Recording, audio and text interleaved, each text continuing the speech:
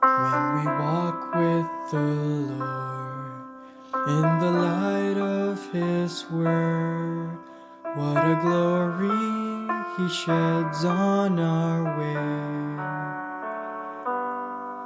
While we do His good will, He abides with us still, and with all who will trust and obey.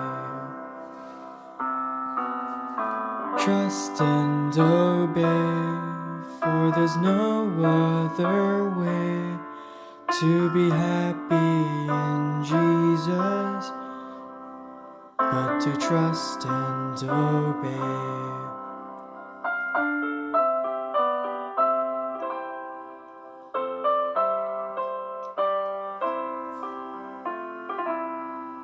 Not a shadow can rise, not a cloud in the skies, but a smile quickly drives it away.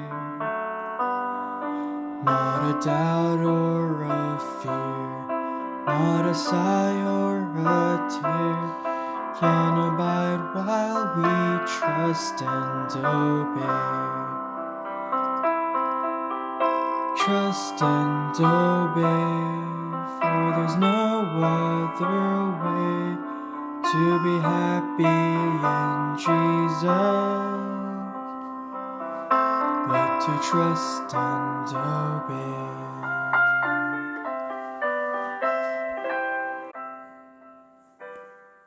Good morning and welcome to Living Oracles. Today we will be meditating from Psalm 49, composed by the sons of Korah. Psalm 49 teaches us an important lesson not to trust in the wealth of this world. The psalmist begins more like a proverb to both rich and poor, high and low.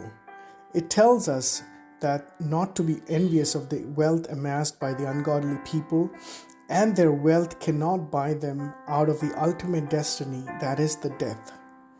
When we read from verses 5 till 9, it reads us, "Why should I fear in times of trouble? The iniquity of my foes surrounds me. They trust in their wealth and boast of their abundant riches. Yet these cannot redeem a person or pay his ransom to God. Since the price of redeeming him is too costly, one should forever stop trying, so that he may live forever and not see the pit." When we read from Psalm 73, it describes the same level of frustration that the psalmist has towards the corrupt and unrighteous people. But when he enters the sanctuary of God, he realizes the destiny of those who are arrogant and prosperous, and how God has placed them on slippery grounds. The rich boast on their wealth, and yet it cannot redeem them from the power of death. The world we live in is trying to find different ways to stay young, and some scientists are trying to find ways to become immortal. But the powers of sin has made our mortal body corruptible, and there is no escape. The verses 8 and 9 tells us the price is too heavy to redeem from the power of death. The psalmist tells the people, since the price of redemption is too high, we should stop trying.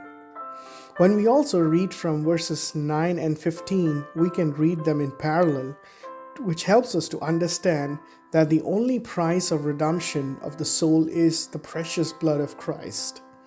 His life is the ransom, and those who are covered by the blood of Christ will live on forever and never see the pit. My question to all of us is, are we trying to seek refuge in our wealth? Or are we trying to find security of the fact that we live in America and not a third world country? Or are we trying to find comfort in our job security and our house?